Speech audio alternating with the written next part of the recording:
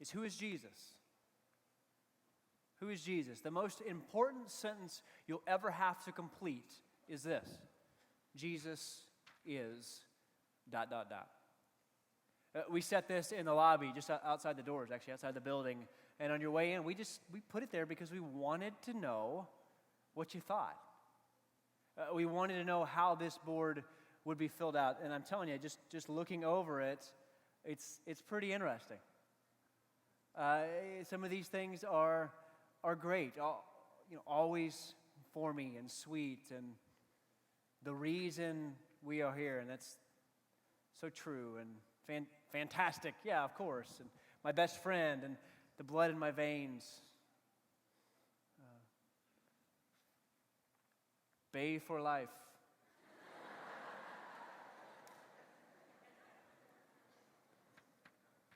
Who wrote Bay for life?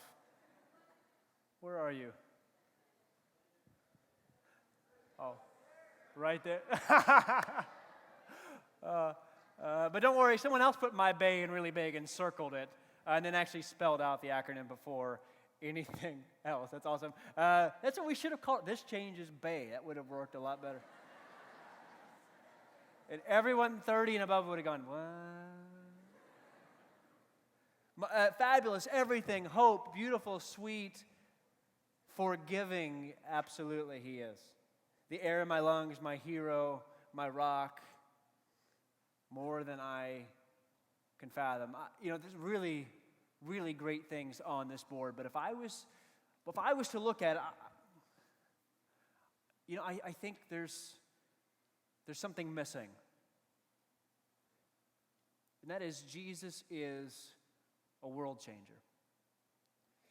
Here's the thing about Jesus. You can't encounter him. You can't encounter him for real without being changed. And I believe it's why I get up every morning, and it's why I do the things that I do, that Jesus has literally changed everything. He is the single most important person in the history of the world. And you go, well, maybe. But have you seen the news? Have you looked outside? Do you know what's happening in the world? And you know the life that I live? Jesus hadn't changed much in my world. And every time I get on the internet, Jesus hadn't changed much in the news. And every time I look at culture, Jesus hasn't changed much. If you would think that if Jesus has changed everything, we would be able to walk by any newsstand, any magazine stand, and find in any magazine that we randomly picked off the shelf something that Jesus has changed. Right?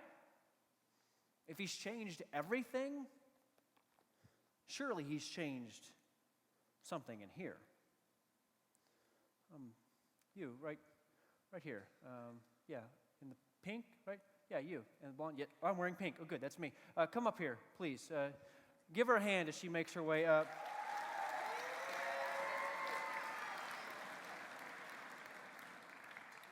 Come on. You have a brother here? Okay, good. What's your name? Just yell it. Sherry? Great. Okay, so Sherry, I'm Eric. Nice to meet you. Thank you for coming. Go ahead and have a seat right here. No, that's my seat right here. Yeah, right there. Perfect. So take a look at this, and as I said, you would think that if Jesus has changed everything, that you could find something in this stack of magazines that I picked up today, something in here that Jesus has changed. So just begin to kind of peruse here, all right? So as I said, I truly believe Jesus has changed everything in our world. And I want to spend the next 30 minutes or so actually proving that he has. So here's what we're going to do. We got a stack of magazines. Sherry's beginning to kind of look through those to see if she can find anything. You found anything yet? No, nothing yet. But I have a friend backstage who's going to be sharing with us all week. So if you would, please give a hand for my friend Randy Garris, who makes his way out. So here's what we're going to do. Randy and How I are you? are, this is Sherry, Randy and I are so convinced that Jesus has changed everything. That we're going to take a magazine, hold it up, look at the topic that magazine represents, and then tell you everything that Jesus has changed in that topic in under 2 minutes. If we can do it, where are you from? What church are you from? What church are you with? Crossroads Christian. Crossroads. So if we can do it, you will be amazed and impressed. If we can't do it, we'll buy Crossroads like Icy Pops or something like that. Big time. Big time. So we've got a stack of magazines here. Randy and I will go back and forth, holding them up, trying to tell you what Jesus has changed in each one. Sherry, that makes sense? Yeah, okay. Makes sense, Randy. Makes sense. You good Got for it. Got it. You guys, it makes sense what we're going to do. So let's just dive right into it. The first category, Sherry, what do we have? That first magazine there. Country Weekly. This is a country weekly. It's a stretch, but we'll call this art. Right? You want to take this one? Art, you would say, doesn't fit automatically into the religious venue, perhaps, with Jesus. Truth is, if you had something that could suck up all of the art in the world, you took the Louvre, you took the National Gallery in London, you took anywhere you want to go, and if you could pull all of the art out of that museum, and you decided to do this, we're going to pull out everything that has a picture of Jesus, that has anything to do with the cross, has anything to do with the disciple, has anything to do at all with the followers of Christ, you would lose half of all of the art in the world. This concept of the art is so incredible. Everywhere you go, the deepest thing in life has been impacted by Jesus. I was in remote Laos. I was back in a village where they'd never seen white people. You walk into a village, they've never seen white people, the first thing they'll say is big noses, because when they look at us, they go, we're gigantic. You go into the house of a believer, and their most precious possession, they took us to it, is a picture of Jesus on a wall. I don't care who you are. Art, it's going to be about Jesus. You go into music, the most classic things you know are things like Handel's Messiah. You know that.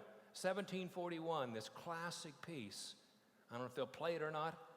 But that piece, yeah, there you go. It was such a powerful piece as it had gone through the book of Isaiah and gone through the Psalms and gone through the Gospels that the King of England stood in the middle of it. This idea of everything. By the way, when Handel himself finished it, he wrote SDG, which is Latin, to glory to God alone, which is the same thing Johann Bach always wrote, to God be the glory alone. Art is impacted greatly by Jesus. And then, of course, without Jesus, how could you have this classic Justin, Mr. B?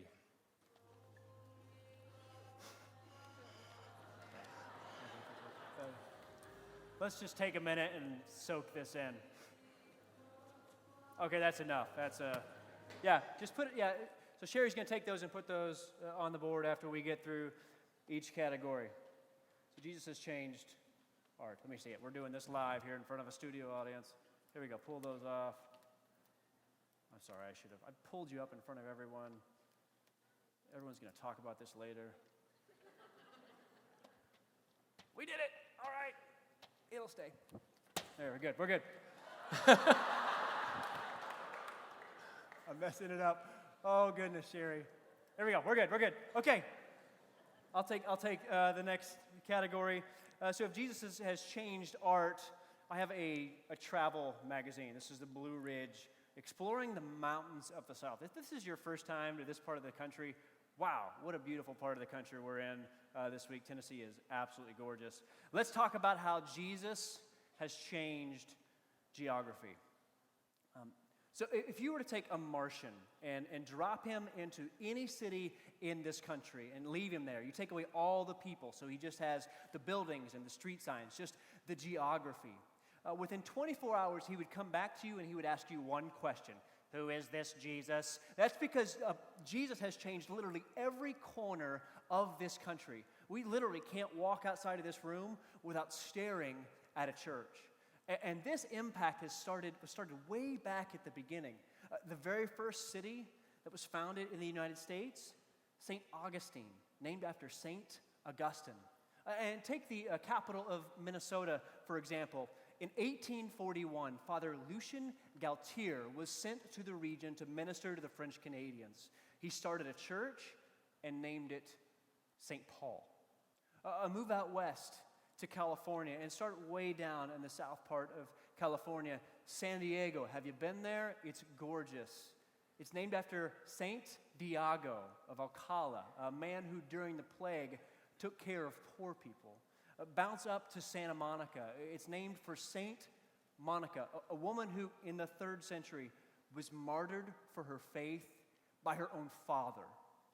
San Francisco, named after St. Francis, a wealthy man who gave up everything to follow Jesus. And you say, well, yeah, that's great, but I mean, like, what about like Hollywood? Really? Los Angeles? It means the angels, and was named after the angels who announced the birth of Jesus. You can't go anywhere in this country without seeing the impact of Jesus Christ.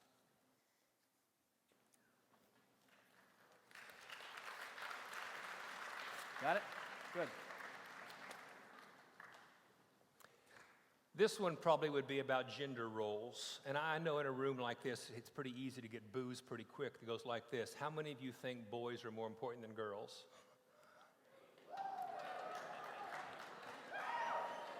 You'd fit right in with the Romans, because in the time of the Romans, there were 1.5 million boys for every 1 million girls. You want to know why? Girls didn't matter. Girls were a dime a dozen in their mind. And so it was very, very common for a boy to be born, and the Romans would say, we'll save the boy. If a girl was born, let's expose her was the word that they would use. What that basically meant is they would do one of two things. They would either, if they wanted to do it religiously, would take her in and take this little crying little girl, and they would put her on a platform, and they would say religious vows in the platform, and she was fed to the birds.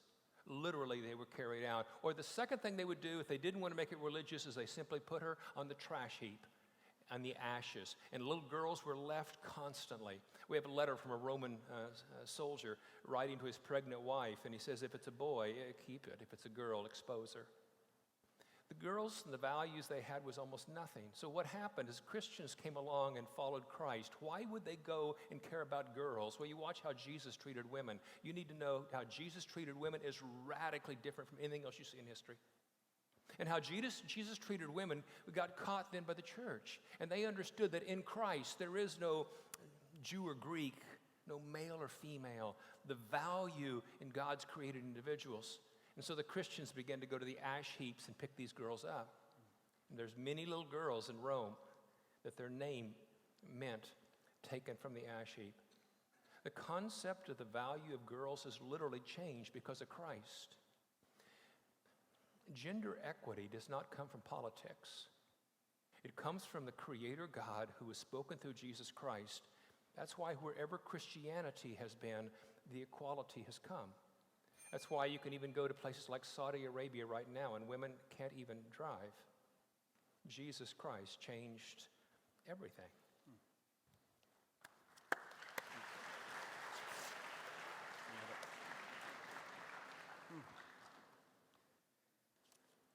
Let's talk about sports. Woo, we get some woos with that. This is I got to be careful. I don't want to lose the crowd too quickly. But we got the college football preview. This is Alabama and Auburn on the cover.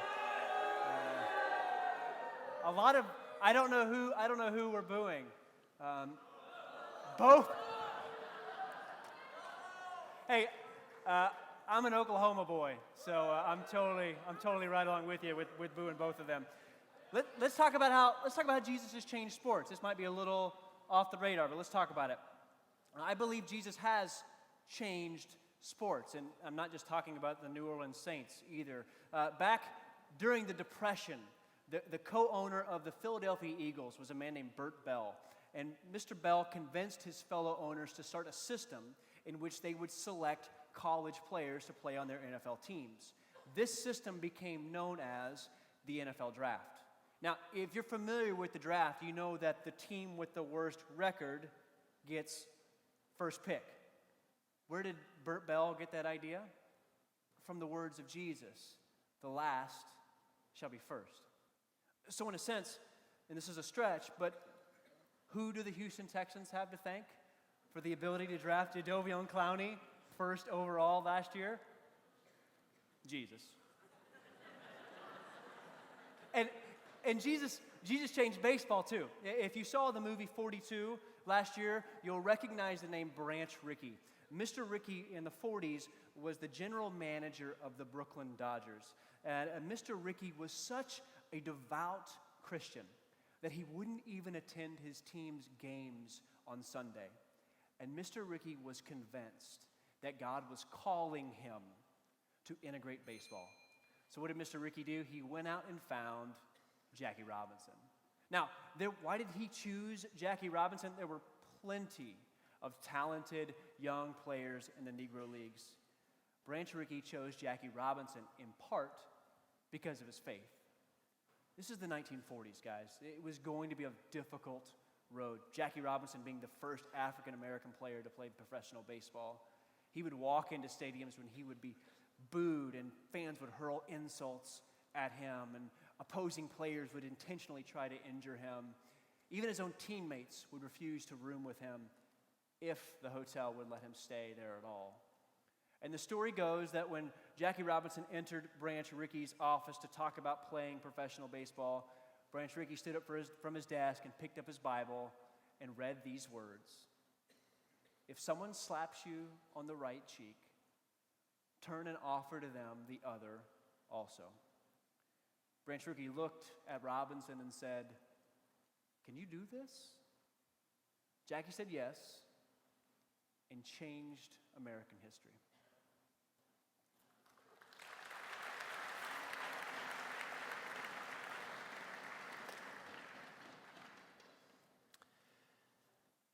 Science, you're in an odd time.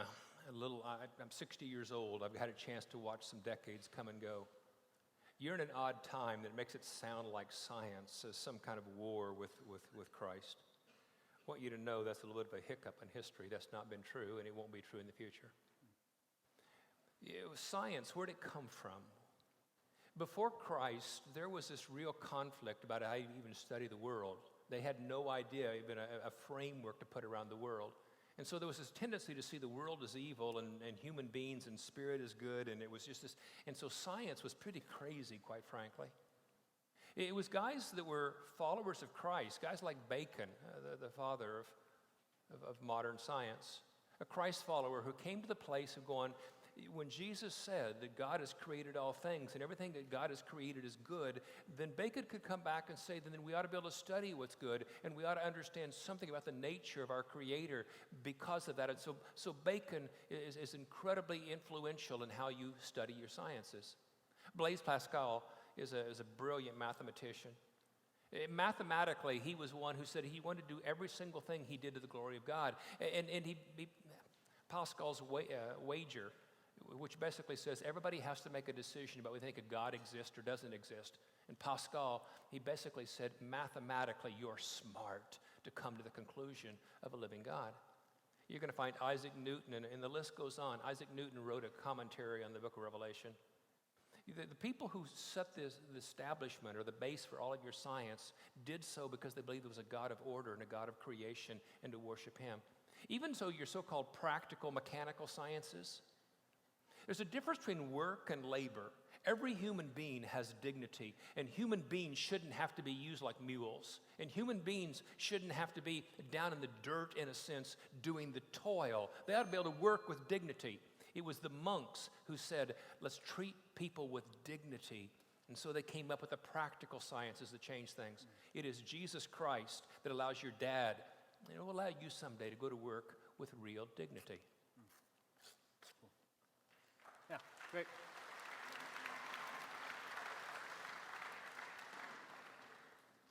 Sherry, we doing all right? Good. You're doing great. Isn't she doing great? She's doing great. Yeah, she's doing great. Thank you. Appreciate it. So staying in the realm of science and math Let's talk about education. Education. Everybody excited to be out of school, right? We good? Good. Well, let's talk about how Jesus has changed the educational system. If it was, let's say it's a Wednesday in October, 10 o'clock in the morning, and you're at Walmart and you walk around the corner and you see an 8-year-old boy walking around. You walk up to him and you would say, what are you doing? You should be in school. That's right, because Wednesday is a day. That's right, and October is part of the school year. Exactly. Where did we get that idea? From Jesus. You see, in Jesus' day, there was no mass education. In fact, most of us in this room would not even be educated at all. Only the boys and only the really wealthy of us would go to school. So how did this change? Well, it was Jesus' followers who heard him say things like, "Go and make disciples, teaching them."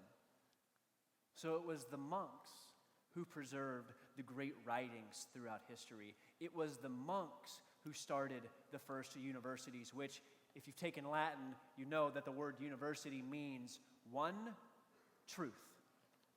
Get this will blow your mind.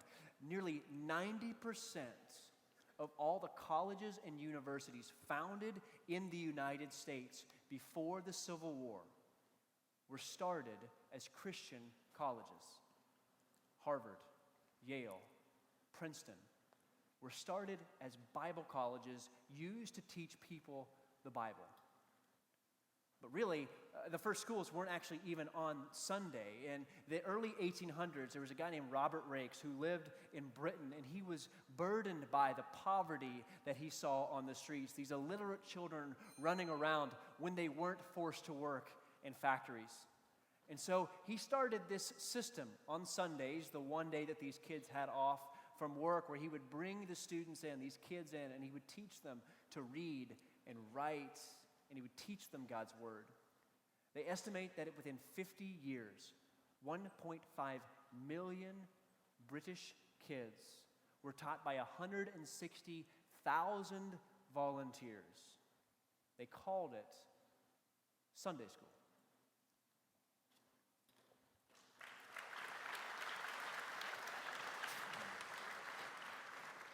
Eric, I'm going to jump in on that one for a second. Yeah, please do. My roommate in college, Steve Hayward, such an influential guy in my life, left college, and he and his wife went to Papua New Guinea. Bottom the story is they get in a boat for about 2 or 3 days in a canoe and go up a river, and then they get out of the canoe and they hike for about 4 or 5 days. And they settled on top of a mountain, and they lived there for 21 to 22 years. And the reason they did it is there's a group called the Thai who no one had gone in to teach how to read, how to write, how to have their own language. And my roommate in college spent 21 or 22 years in that village learning their language, phonetically wrote a language for them, taught them how to read that. And did it because they wanted them to know, everybody has the right to know about Jesus. Education all over this entire world has come because guys like Steve and gals like Rhonda did that. It's literally changed the world. Without Jesus, this would be a far more barbaric world. Let me jump to the next one, healthcare. How many of you have been in a hospital or visiting or whatever in the last year? Let me see. And quite frankly, yeah, me too. I was there yesterday for a surgery on a friend of mine. Hospitals, pretty interesting. Where it comes from is pretty simple. In the days of Jesus, there was no healthcare system. Families took care of sick people. But what if a family gets frightened by the sickness? Then it was very common just to throw you out. In fact, that's the reason you have the lepers and everybody else, in a sense, outside of towns, because they just threw you out. They didn't know what you had, you can't have it. And it was very common, if everybody in the family got sick, it was very common for the healthy people just to leave, lock the doors, lock them in and leave. Sick people were abandoned. And yet you read Romans, and Romans chapter 12, this command of Scripture to take good care of each other. this command to extend hospitality to what somebody might need. And so the Christians became the ones who went to the houses of the sick, and that's where it started. And so when you had sick people after the time of Christ, it was Christians who came to the houses. Later on, 325 at the Council of Nicaea, there was a decision made, and it was said this way, that any time a church is built a hospitality room along with the church so that you can bring sick people into it. That word hospitality is how you got your word hospital. And from that, you have this explosion of hospital care all around the world. Most of you in this room were probably born at a Baptist Memorial or St. John's or Mercy or Presbyterian, or you were born at one of those. Let me throw one other thing in here before the bell will probably ring at me, but I'm going to ignore it. In the 1860s, there was a series of letters that went to the London Times newspaper. In it, it basically was bashing missionaries and saying, don't send missionaries out. Missionaries aren't good. There was a letter sent in from the city. It was a letter where a man said, I travel a lot. And he said, I'm going to tell you as a man who's traveled a lot, you want missionaries anywhere you go. He said, there will not be compassion, and there will not be safety, and there will not be anyone who looks after the heart of an individual if a missionary hasn't already been there. He said, even if you're an atheist, you better pray missionaries got to wherever you're going to go first. It was signed, Charles Darwin. The concept of the compassion of Christ has changed the world.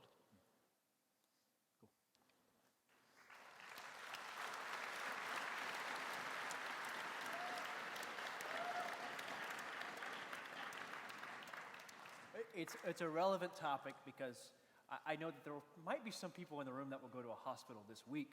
Yes. Which will just be cool at night, all right? You can't jump over your bunk bed. It can't be done. Don't try. All right, here's a stretch, but let's do it. This is a People magazine. Yeah. If you read this, shame on you, by the way. This is my grandmother.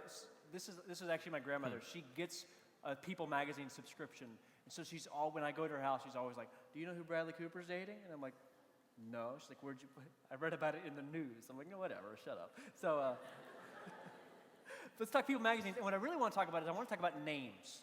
We associate people with their names. So let's talk about names. Tell me this. If you really know it, I'd love to know. Tell me if you can tell me the most influential biographers of Abraham Lincoln. There was a lady who wrote The Team of Rivals that the movie was, no? Okay, so there's like 3 or 4 really.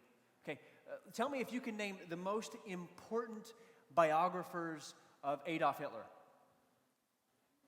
There really are 2 that are, these are 2 of the most important men, for good and for bad, over the last 200 years. Okay, so put that over there. Tell me if you can name the 4 most influential biographers of Jesus. Matthew, Mark, Luke, and John. Matthew, Mark, Luke, John. Now, let's get real here, right? If you or someone in your family, or if your last name is a derivative of Matthew, Mark, Luke, or John. I hope that's not a John, based on the octave level of that. Woo, woo, woo. Like it might have been a goat. I'm not sure what that. It's all right. We got milk for the week. We're good. If you're named Matthew, Mark, Luke, or John, if your parents are named Matthew, Mark, Luke, or John, if your last name is Johnson or Lukeson or whatever, Matthewson, stand up.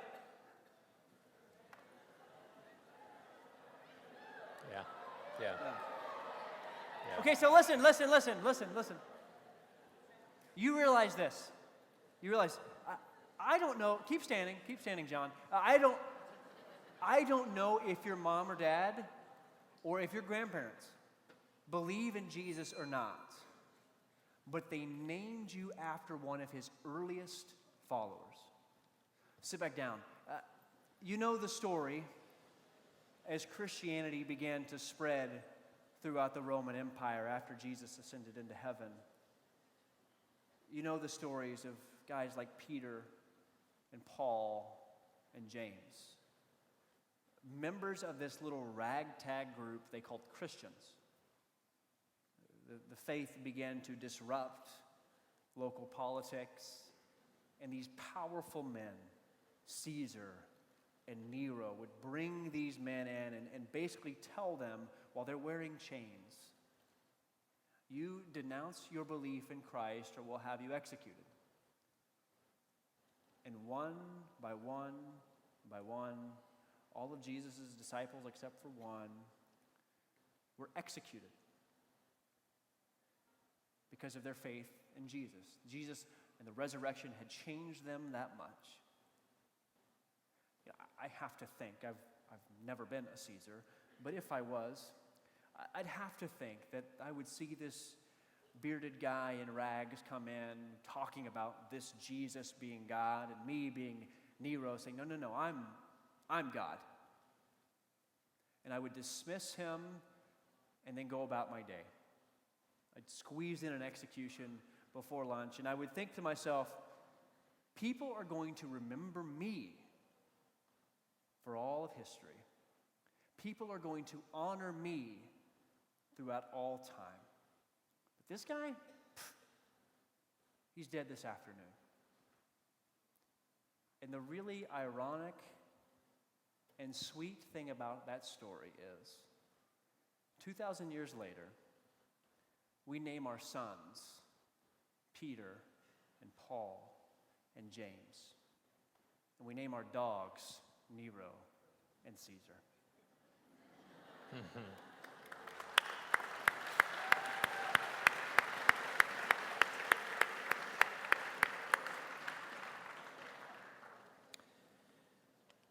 The last one's not much of a likeness to me.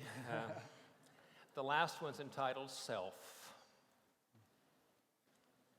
The question they asked me is, what difference Christ made for me?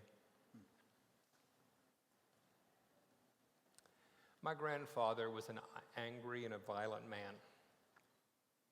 My grandfather, his wife died in childbirth of the third child, and my grandfather abandoned them. His wife died, he had 3 kids, and he just took off for 10 years. My grandfather lived out of a bottle. My grandfather probably fought in every bar across this country. My grandfather had no knowledge of the living God. In his 70s, he did come back, by the way, and pick up the kids 10 years later, but you can imagine what kind of house it was. In his 70s, my grandfather found Christ and was changed. My dad grew up with an angry, violent father, a man who didn't know how to raise a kid. And my father was a better man than his dad, but my father got kicked out of high school as a sophomore in high school for fighting, and my dad did the same thing that his dad had done. My dad just took off. My dad's told me about everything in his life except this little window. About 14 and a half years old, and my dad just was one of those worthless street kids bouncing from place to place. He worked in Wyoming, he worked in California, he worked in Colorado, and Dad won't talk much about that. I was raised by a man who hadn't been changed much by Christ in my early years. And so I grew up with a hole in my own chest because I didn't have any idea what manhood looked like. My grandfather didn't, my father didn't, and I didn't. My grandfather found Christ in his 70s. My father found Christ in his early 30s. And I found Christ in my senior year of high school. I've been married to my wife for 38 years. I get to hold my grandchildren. I have an incredible home.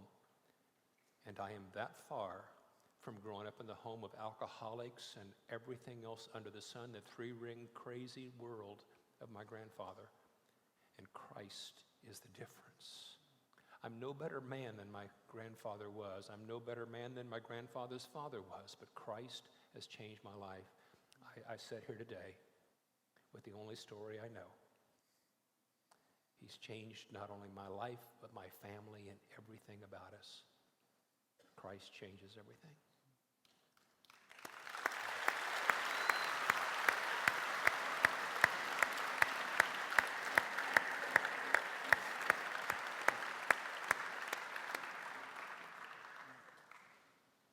And that's Randy's story.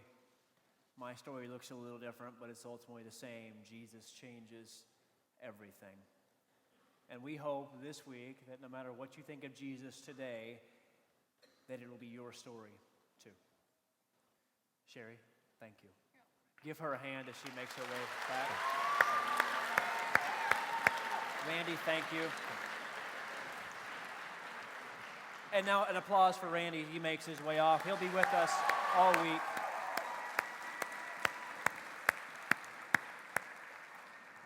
You know, so as we recap, right, we've got art and geography and gender roles and healthcare and self and names and sports and science and education.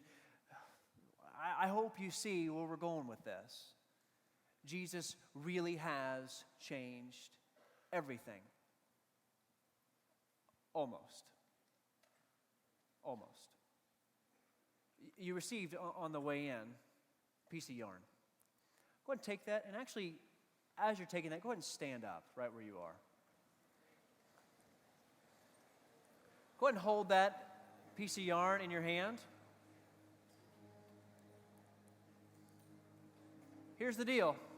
This little piece of yarn,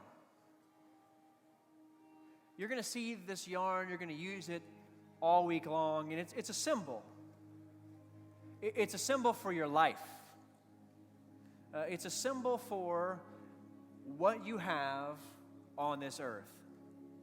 And here's the deal. It's not very big. It's not very long. It's not all that impressive or strong, just like this little piece of yarn. It's just a yarn, just a piece of yarn. It will never be a sweater. It's just an object lesson. That's all it is. Your lives are important, but they're kind of insignificant when you think about it.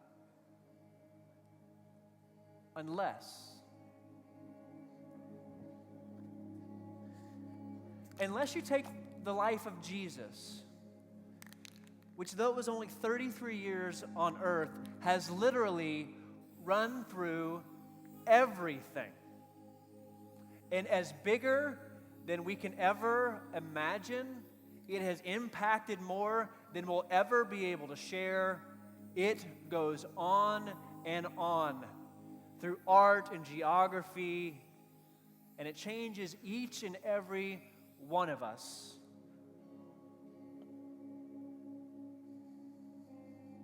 If